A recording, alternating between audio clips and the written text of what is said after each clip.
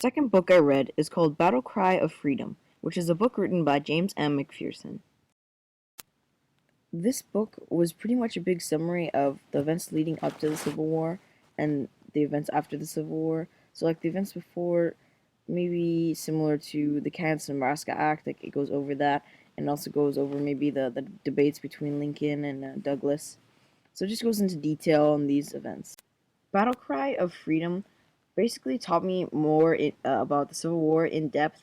So imagine a Mr. Armstrong lesson, but not from the perspective of someone from 2016, the perspective of someone that was living through those times. So it was really eye-opening to see how crazy some of these events were for those people. The author of this book was definitely trying to be as least biased as possible, but you could definitely tell there was a slight hint of a more abolitionist, more Union feel rather than a Confederate feel to the story. So the narrator was definitely more Union-based for sure. So, why should others read these books? Well, let's start off with Chasing the Nightbird.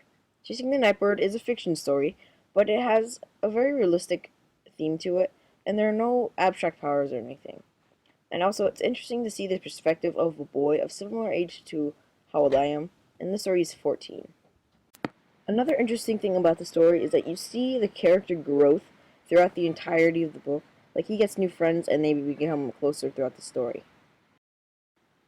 So, why should you read Battle Cry of Freedom? So, Battle Cry of Freedom is a very unique book in the sense that the narrator has recently seen the events of the Civil War.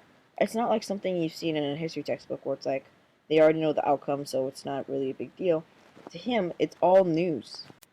This theme of it being all news and all modern and up to date really puts an interesting and unique tone into the story. So, therefore, I think you should read Battle Cry of Freedom and Chasing the Nightbird. Overall, I really suggest both of these books, and I really enjoyed this project altogether. So, thank you for watching my video for my historical research IRP. Created using Powtoon.